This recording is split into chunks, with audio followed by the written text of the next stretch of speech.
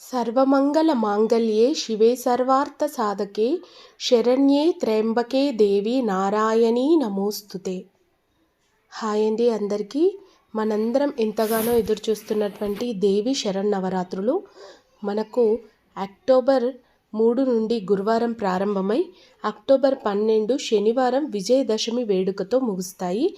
అయితే ఈ పూజను 9 రోజులు, ఈ నవరాత్రులు రాత్రులు ఎందుకంత స్పెషల్, ఎందుకో ఈ నవరాత్రుల్లో ఏ పని చేయాలన్నా ముహూర్తాలు, రాహుకాలాలు, వర్జాలు ఇలాంటివి ఏవి చూడకుండా 9 రోజులు అన్ని గడియలు శుభప్రదమైనవిగా చెప్తారు.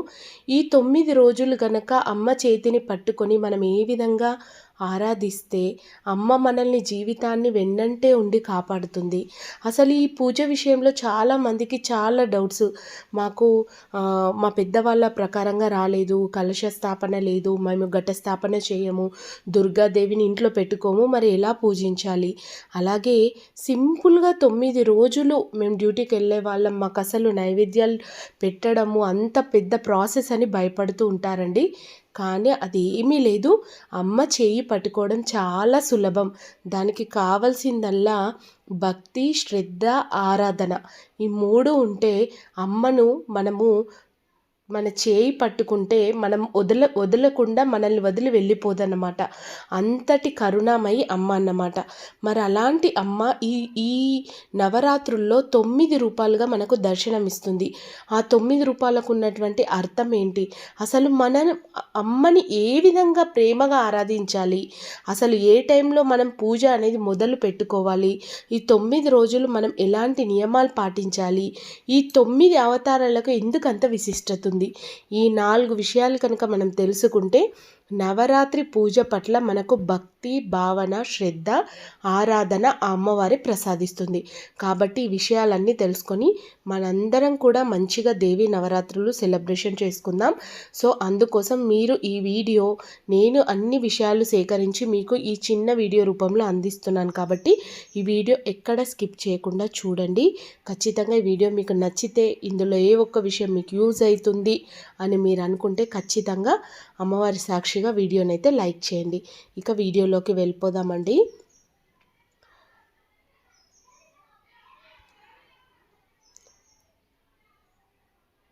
ఈ శక్తి, ఈ అమ్మవారే గనక లేకుంటే శివుడు కూడా ఏమీ చేయలేడని పురాణాలు చెప్తున్నాయి. శివుని యొక్క శక్తి స్వరూపమే దుర్గా అని ఆదిశంకరాచార్యుల వారు వారి వాక్కుల్లో మనకు తెలిపారు. ఈ దేవదేవి రాత్రి రూపం కలది కాబట్టి, పరమేశ్వరుడు పగలు రూపం కలవాడు కాబట్టి ఈ దేవిని రాత్రి సమయాల్లో అర్చిస్తే సర్వ పాపాలు నాశనం అయిపోయి సమస్త కోరికలు, అష్టైశ్వర్యాలు సిద్ధిస్తాయని మృత్య పురాణం మనకు తెలియజేస్తుంది. అయితే ఆశ్వయుజ మాసంలో శుక్లపక్షంలో పాడ్యమి తిథిలో హస్తా నక్షత్రంతో కూడి ఉన్నటువంటి శుభదినాన ఈ దేవి పూజ ప్రారంభించుట చాలా మంచిదని మార్కండేయ పురాణం మనకు చెప్తుంది. అందువల్ల ఈ రోజు నుండి నవరాత్రులు ప్రారంభిస్తారు. మొదటి 3 రోజులు దుర్గా రూపాన్ని, అలాగే తర్వాత 3 రోజులు లక్ష్మీ రూపాన్ని, లాస్ట్ 3 రోజులు సరస్వతి రూపాన్ని ఆరాధించి మన జ్ఞానాన్ని పొందాలని దేవి భాగవతంలో చెప్పబడింది. అయితే దేవతలు బండాసురుడనే రాక్షసుని బారి నుండి రక్షణ పొందడానికి ఆ ఆదిపరాశక్తి తప్ప వేరే మార్గం లేదని తలచి ఆ మహాశక్తి కోసం మహాయజ్ఞాన్ని నిర్వహించారట. ఆ యజ్ఞగుండంలో వారి వారి శరీర భాగాలను ఖండించుకొని ఆహుతి చేయగా ఆ జగన్మాత కోటి సూర్యకాంతులతో ప్రత్యక్షమైందట. వారికి అభయమిచ్చి బండాసురుని సంహరించి వారి అభిష్టాలన్నీ తీర్చి నవదుర్గగా అమ్మవారు వెలిగిపోయిందట. అలాంటి దేవీ నవరాత్రుల్ని మనము కలశ స్థాపన ఈసారి మనకు అక్టోబర్ 3 గురువారం రోజు ఉదయం 4:16 నుండి ఉదయం 8 గంటల లోపు మీరు కలశ స్థాపన, ఘట స్థాపన, విగ్రహం, ఫోటో లేదంటే పసుపు ముద్దలాగా అమ్మవారిని చేసుకున్న ఈ సమయంలో చేసుకుంటే అది చాలా శుభ గడియలు. ఎందుకంటే అప్పుడు మనకు హస్త నక్షత్రంతో కూడుకొని వస్తుంది కాబట్టి చాలా మంచిది.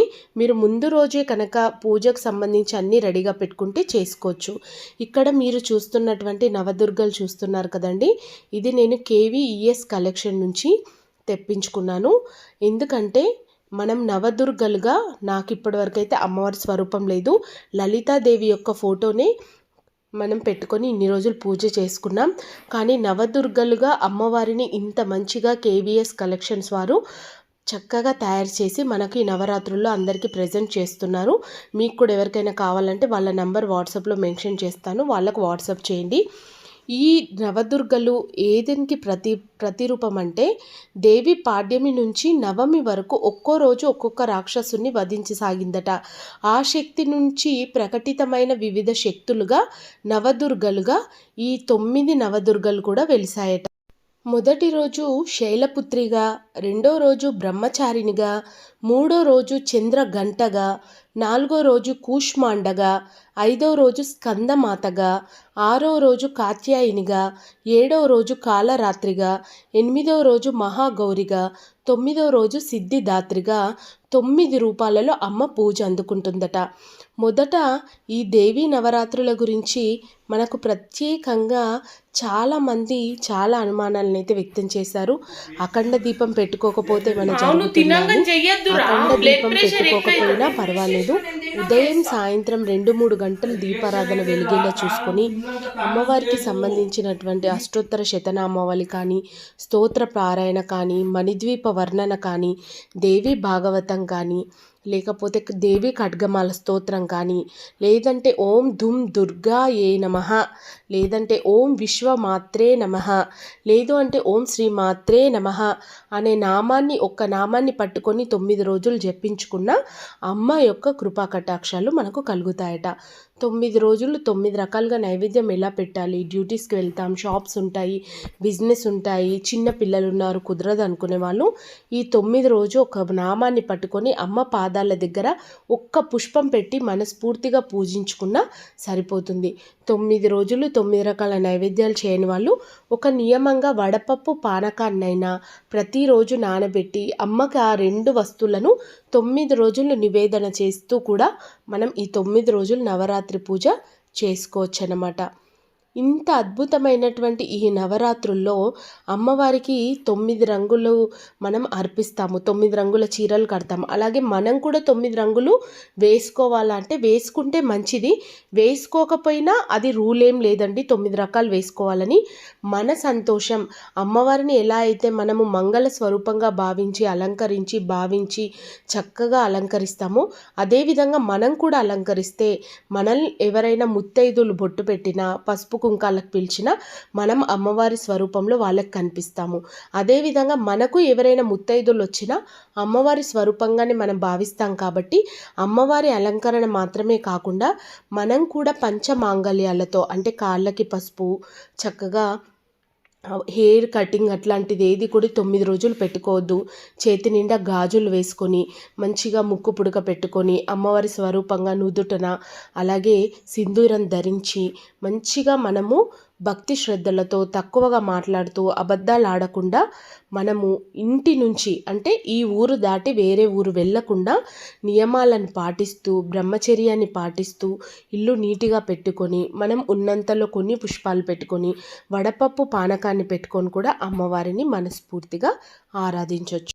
ఇప్పుడు 9 రోజులు అమ్మవారిని ఏ రూపంగా ఆరాధించాలి, అలాగే ఎలాంటి నైవేద్యం పెట్టాలో ఒకసారి తెలుసుకుందాం.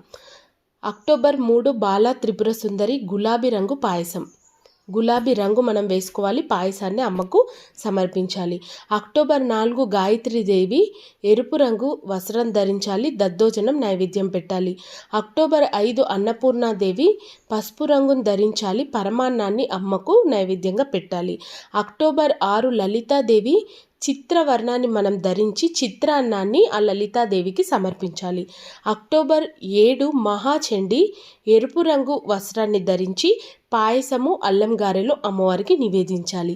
అక్టోబర్ 8 లక్ష్మీదేవి ఆకుపచ్చ రంగు చక్కెర పొంగలను మనం నివేదన చేయాలి. అక్టోబర్ 9 సరస్వతీదేవి తెలుపు రంగు పెరుగన్నాన్ని సమర్పించాలి. అక్టోబర్ 10 దుర్గాదేవి చిత్రవర్ణము పులిహోర వడలు సమర్పించాలి.